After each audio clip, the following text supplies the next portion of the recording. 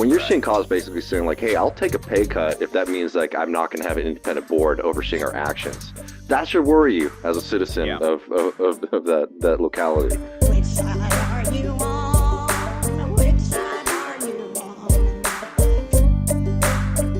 Our guest today is David Griscom, resident of Texas and co-host of Left Reckoning, a popular online left-wing political talk show. David, welcome back to the Valley Labor Report. Dude, always happy to be here, brother. Thank you for having me. Glad to have you on, and really excited to talk to you today. You did a, and we're going to talk some about Texas and Huntsville. So let's just go into that, and then we'll talk about the big reason why I wanted to bring you on.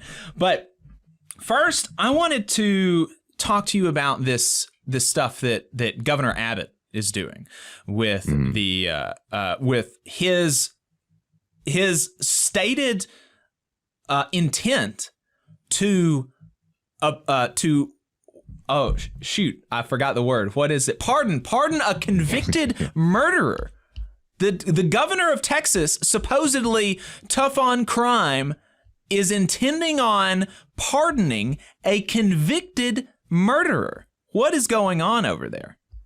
I mean, it's truly a very clear miscarriage of justice. I mean, don't really even have to spend much time on explaining this case because it's just that egregious. And, a jury decided that as well.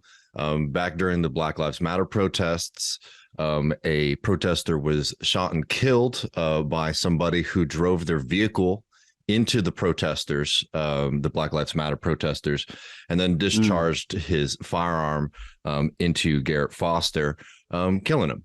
It was something that is very clearly there was intent when you're sort of going into driving into protesters like that.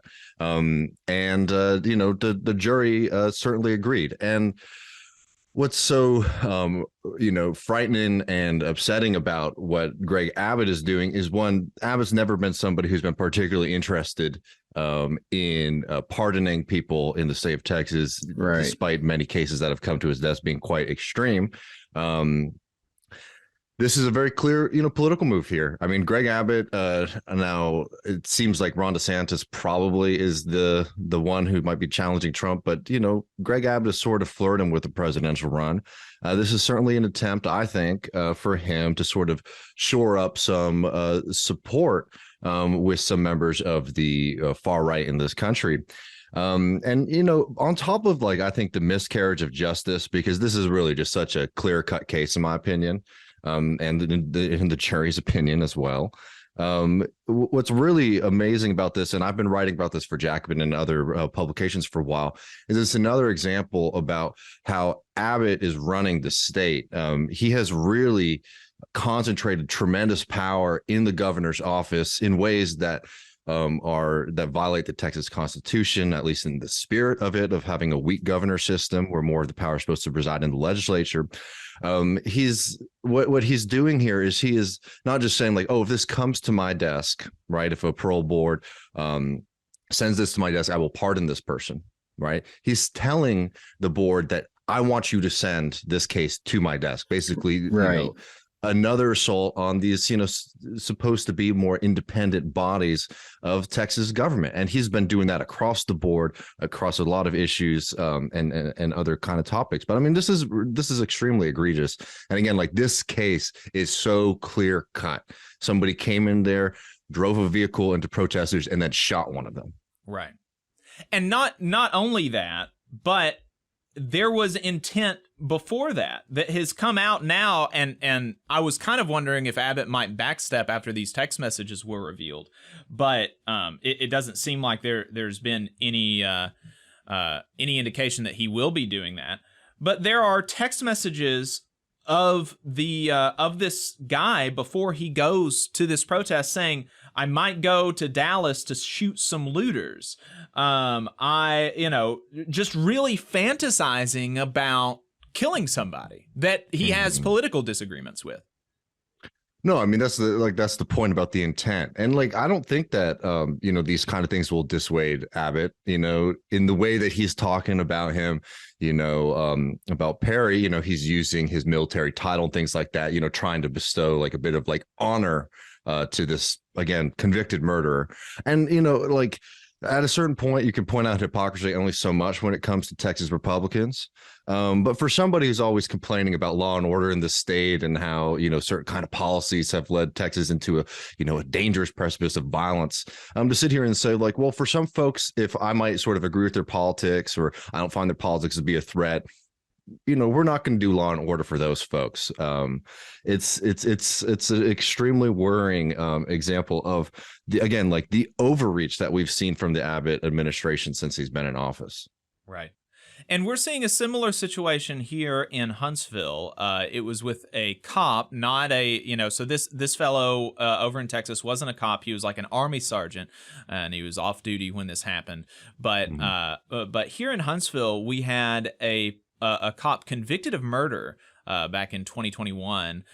He blasted this suicidal man's face with a shotgun seconds after arriving on the scene, where already on the scene were two other officers who were talking to this suicidal person, trying to get him to put down. It was a flare gun that he had pointed to his own head. He showed no signs of aggression at any time, but this fellow barked orders at him, and he didn't play Simon Says fast enough, and he blew his head off. And he was convicted of murder by a jury of his peers. And then immediately, all through the trial, Huntsville's mayor, the quote unquote union for the cops, both locally and nationally. I'm talking about the National Fraternal Order of Police president. He called into local radio defending this convicted murderer. The mayor defending a convicted murderer. Police chief defending the convicted murderer. And now he's had his conviction overturned by a court of appeals on some, whatever that basically the argument is that cops should have a lower standard for murder, that they have more leeway in murdering citizens than the rest of us do. And it's just really, really disgusting. And now he's out free. He's walking around while they wait for the trial to be reheld. This is so egregious, David, that I want you to understand. He was prosecuted by the DA's office of a right-wing Republican DA, by an attorney in the DA's office who was a former Huntsville police officer. Like, that's how egregious this was. And they're going around trying to make this out like, oh, the DA doesn't support police. The DA doesn't support police. And it's just silly. Mm-hmm. It's, really disgusting. Yeah, no, but if you're a cop or a right winger, you can just go around murdering people and it's fine. Yeah, and then the message it sends to certain people, particularly in a period of time where we are seeing more and more violence in this country, it is something not to scare folks too much, but it is something to be very worried about, and particularly in some of these cases where you're seeing political careers being attached to some of these decisions. It's also very clear that for a certain segment of the population, for a certain segment of the political class, it's all right, let's bend the law and protect murderers and criminals from punishment for their crimes, right? And again, it's ironic and it's hypocritical that it's coming from a party here that is on this crusade that the land's becoming lawless and we need law and order. Again, unless it's people who we generally support or think aren't that dangerous or bad. Right. Law and order for thee, but not for me. And, the thing about the Huntsville case is, of course, the taxpayers had to pay for the defense of this killer cop the entire time. We're still paying for it. And just like the case in Texas, you're seeing a really disturbing use of state power. That's a disturbing use of state power to intervene on the side of violence against citizens. It's just and when it comes to police, not to be star-eyed about it, but this is supposed to be a public service, right? This is supposed to be, something that's protecting the citizens, and it's very clear that a lot of police departments don't think of themselves as that. They think of themselves as sort of like a unique and independent body. I mean, it's a whole other conversation, but we're having a lot of questions about police oversight in the city of Austin. And one thing that's been really shocking during this fight with the police organizations and people who are pushing for less regulations and less oversight of the cops is that they're actually willing to take pay cuts if that means that they'll have less oversight. Wow. Which is just a wild thing when Very when a lot of the revealing. questions are about defunding or how much we're funding the police departments. When you're seeing cops basically saying like, hey, I'll take a pay cut if that means like I'm not going to have an independent board overseeing our actions. That should worry you as a citizen of that locality.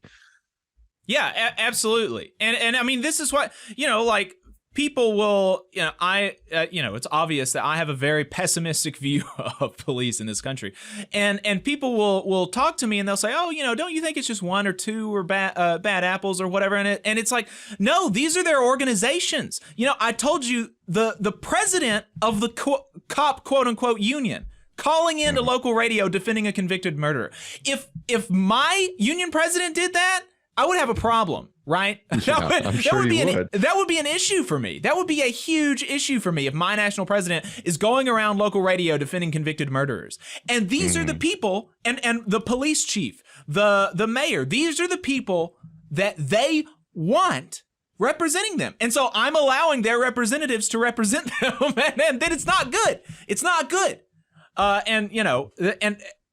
If they want to, if cops in Huntsville are listening to this on the radio, and you want to oust your quote unquote union leadership to have somebody who thinks that killer cops ought to be held accountable, then that would go that would go a long way, I think, in increasing public trust. But right. Hopefully, we can agree that murder is bad. Yeah. That was, I don't know, seems like that would be a pretty good starting point.